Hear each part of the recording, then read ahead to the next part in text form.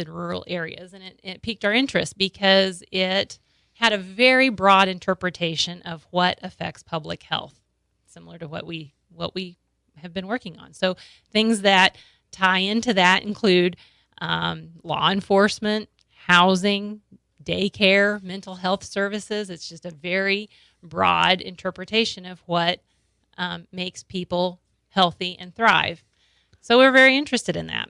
It got us thinking about some of the conversations we've had through the years. I mean, even thinking back to some of the work that I've done with Leadership Golden Belt, and as we try to consider what fundamentally is holding us back from the things we want to achieve.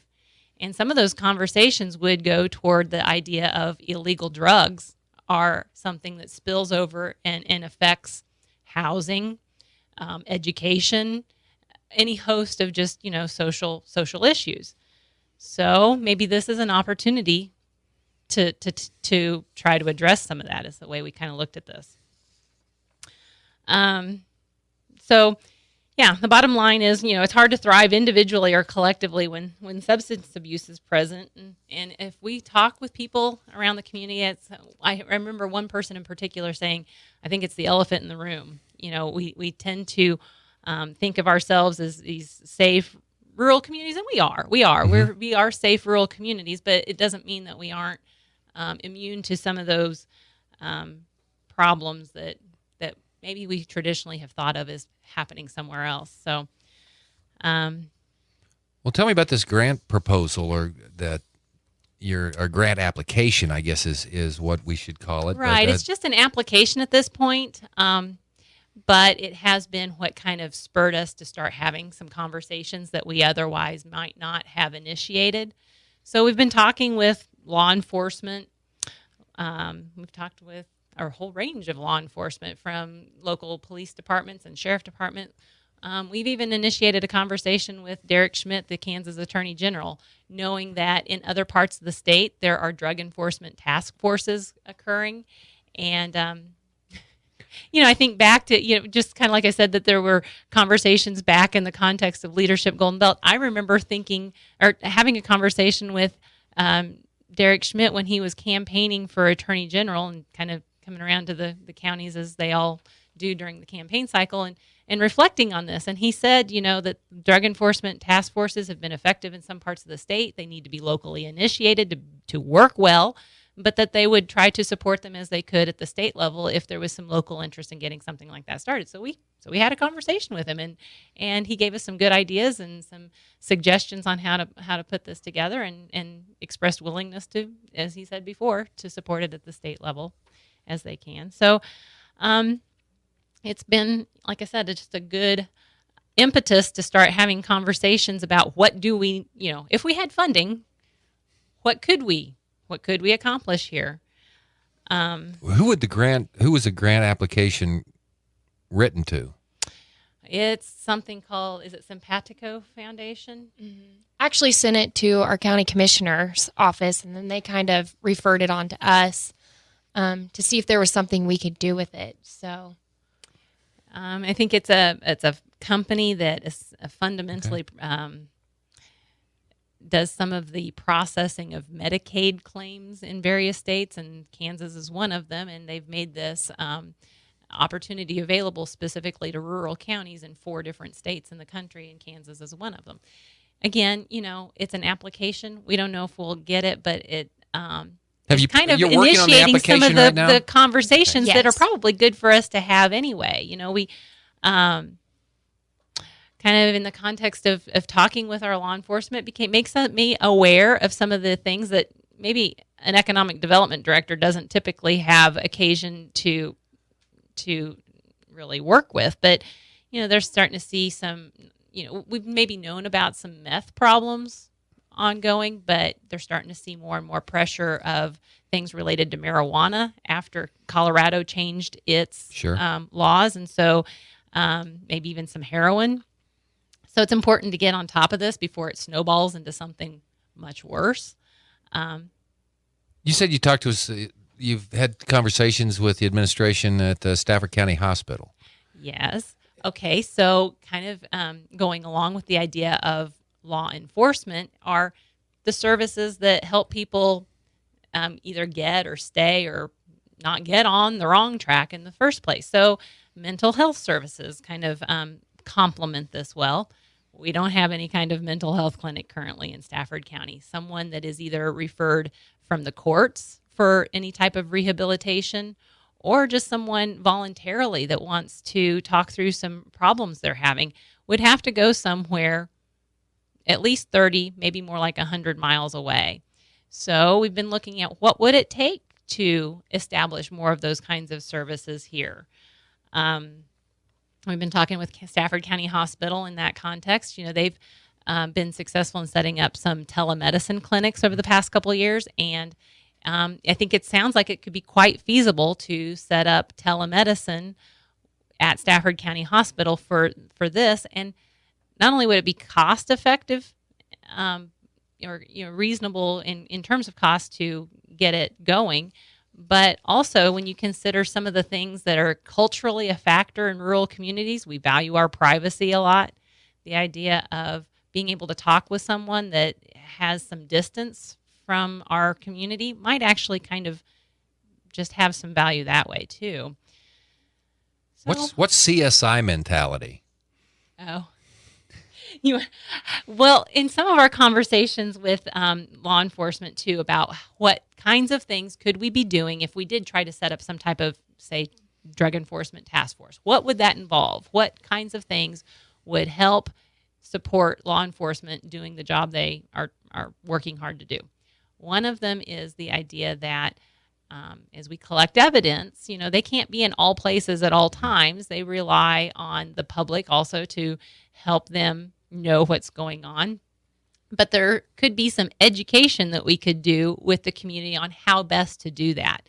So they kind of dub it sometimes the CSI mentality when someone wants to say, well, the fingerprints are here. Well, the fingerprints aren't going to do you any good if that person hasn't already got a criminal record of some sort and in the database. There's not just a magical, computer out there churning out identities of fingerprints, but so it takes a little bit of education to help people know what kind of evidence would actually be helpful as they either look for probable cause to have a search warrant or in some type of prosecution. Another thing that affects public health, overall health, would be the use of tobacco. And Ashley gets some information that pertains to our area or Definitely. And so one thing that at the beginning of the summer that Jansen, our intern, kind of worked on us with was getting informational data together about our county health rankings that came out from last year. And so one statistic that really sticks out with Stafford County is the use of tobacco. We are tied with 3 other counties in the entire state with our percentage at 28%. And that's just smoking. So the use of cigarettes, this doesn't even take into account your smokeless tobacco. But the fact that Stafford County is one of the 3 highest counties for tobacco use in the state, we thought we could use this kind of as a statistical factor when applying for this grant. And along with, the mental health services, if people go in the county health department and they want tobacco cessation programs to go through, maybe this mental health clinic would help them with that because, other statistics show that tobacco use really shows up with those with low income and those that are depressed, and smoking is kind of a way to relax them, and that's their stress reliever. And so that's kind of another angle that we're taking with this RFP with improving rural health. So now how specific do you have to be on this application, Carolyn?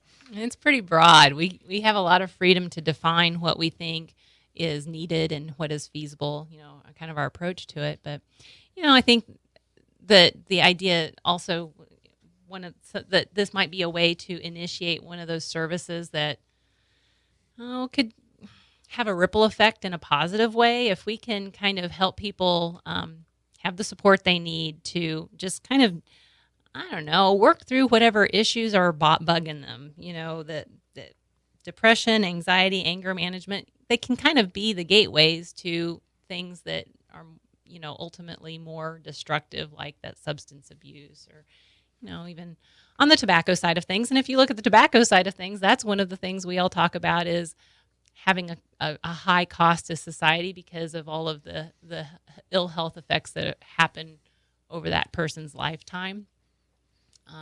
So housing's involved in this too, and that's something you guys have really been working on and going pretty good guns on down there. So this is already one aspect of this that we thought we might try to tie this in there too, because they acknowledge that the issue of substandard housing is also usually kind of connected with some of this stuff. So if we're looking at the population that may most likely be affected by a lot of these stressors is a low-income population that's struggling with finding affordable, good quality housing. If we can help on that angle too, we may just kind of be raising the tide, that rising tide floats all boats kind of concept. I think that's kind of what we're maybe getting at here. If we can, we know that all these things are very interconnected, and if this grant opportunity helps us address it, maybe one or two more houses at a time, then that's I guess we're doing our job. Carolyn Dunn, the grant grabber, you're like you hit 100% on grant applications. No, so I don't. Oh, you don't? Make me feel good, but okay. You win some, you lose some, but we keep batting. Well, that is great. So we keep us up to date on how this goes. Ashley, you're working with. If you keep going, you'll get part of your economic development tree in every county. Okay, you got Blanton over there, right, in Larned now. So I mean, she's Chamber of Commerce Director Sydney Blanton. Get somebody in Pratt, you just keep going around, see, and then you'll really get something going here in South Central Kansas. But tell me about Ice House, Ashley. The Ice House Entrepreneurship Program, it goes through the Kauffman Foundation. And I found out about this when one of our managers for rural entrepreneurship through Network Kansas came out and visited with me at the beginning of summer, just to kind of introduce herself and what Network Kansas does. This Ice House program is actually based on a book about Clifton Talbert's life. And he was a young teenager that worked for his Uncle Cleve, kind of in an ice house in the Mississippi Delta. And, I mean, this was back in the time when segregation was still legal. And so Clifton wrote this book about his life, and these 8 life lessons that his Uncle Cleve taught him while working in this ice house. So the program's kind of based off of that. And we're going to plan on partnering with Pawnee County to bring the Ice House program to our local communities in the spring. And this program teaches the entrepreneurship mindset and not so much, your business classes that you take like when you're in college. So it would be like an 8-week course, and they bring in experts to teach you, this critical thinking and the way to think like an entrepreneur. And then it's directed more towards the startup of small businesses, but could also be for those who are trying to grow their beginning business. So Carolyn, you've been this entrepreneur thing. I mean, that's been ever since I'd known you. It's entrepreneur. So how do you think like an entrepreneur? If you can't say the word, but yeah, go ahead, Ashley. Well, I don't. Yeah, that's a good question. Because some might. But this has been a big issue for. It is. Yeah. I think a lot of it is the idea of how you evaluate opportunity and a willingness to experiment with something in maybe a somewhat measured way, but still to take a risk and try something. Yeah. Who are you going to target with this Ice House project, Ashley? I mean, what age groups, or is this open to anybody? Well, I wouldn't say it's necessarily an age group, but more or less, I mean, we have some of our entrepreneurs already in mind. So take the flower shop, for example, that has recently been started in St. John. I'll approach Kira Parr and ask her if she would want to partake in this program. The Mercantile, maybe we can get someone from the Mercantile in Stafford to join. It's just really getting someone from our small businesses to jump into that and find I wouldn't necessarily say problems or issues or obstacles, that they might want to overcome and go through this program and learn from it and be able to use it in their real life business. So we got a new flower shop in St. John. Mm-hmm. Yes, we do. See this building one job, 2 job, 3 job at a time. That's kind of what you've always talked about. Right. So that's neat. So if you need flowers, you got one in St. John now, Stafford County. Don't have to go far for that. Okay. I've got a few minutes here. I've got to get an update on the Stafford bread makers today. The yes. the project that is going great. I guess the white wheat flour project. I was just going to say, there's just an update on kind of how things are going in Stafford County as we get started with a new school year here. We're going to continue with our after school programs and keep working on expanding that project with Stafford, marketing whole white wheat flour to food service distributors. So we've got a couple sales leads that we can follow up on as soon as the students get in and get settled. And I think it'll be a fun year to just really try to expand that. It's kind of neat when I recognize the Benny Keith trucks when I see them. I said, hey, that's that big place down there in Oklahoma. They're doing that bread project with Stafford entrepreneurs and Stafford High School. Yeah, it's that one. The hard part of getting in is been accomplished. I should say the hard part.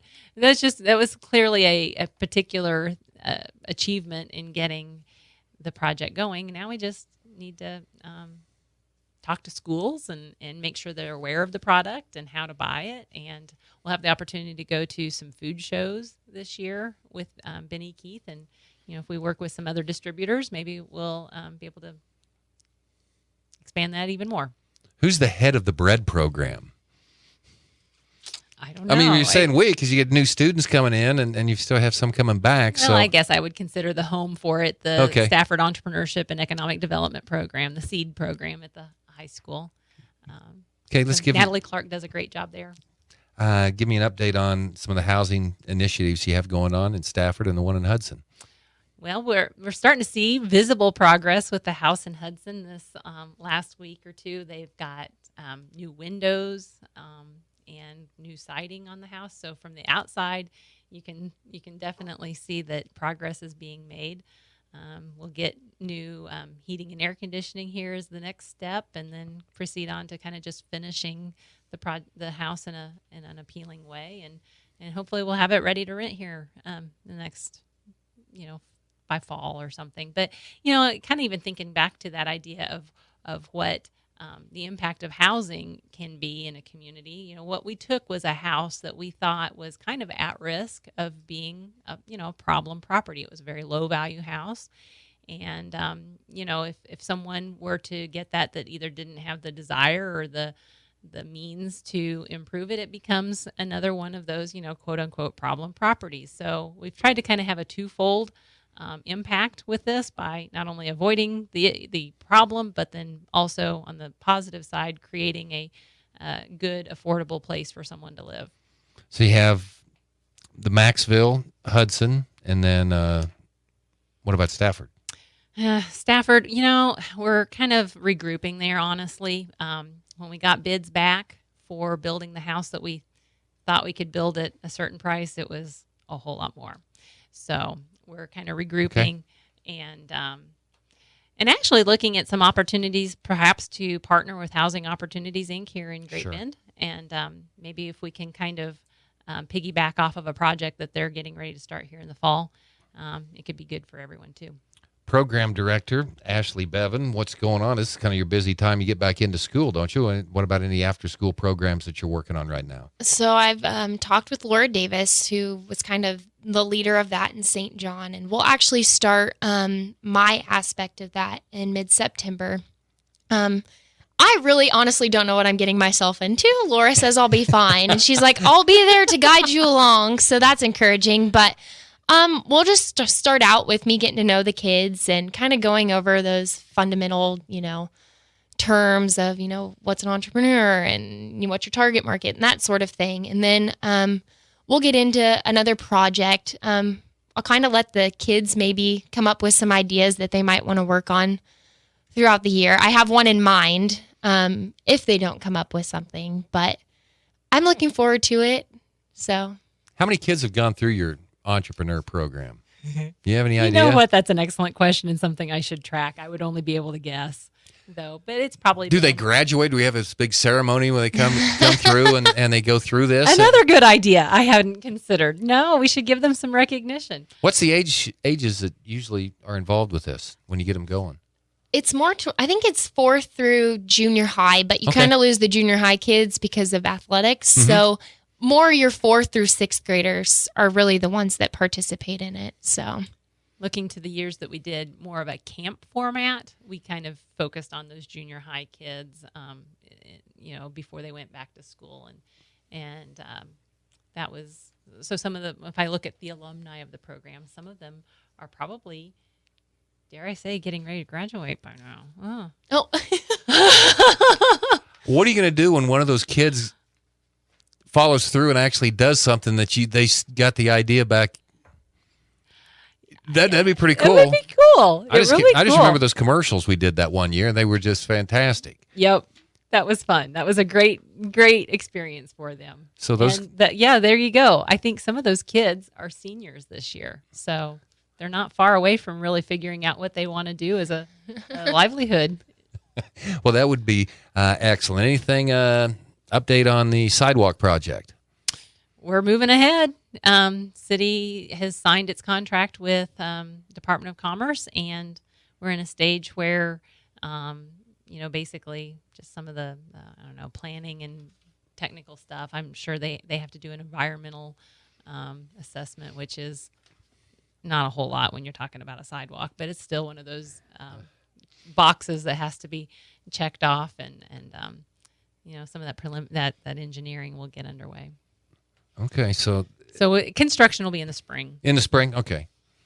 We're not going to have a sidewalk laid out here before the winter time comes. So no, it'll be spring. Okay, so no one will have to shovel that sidewalk with snow, right? Okay, we're going to wait. Anything else going on?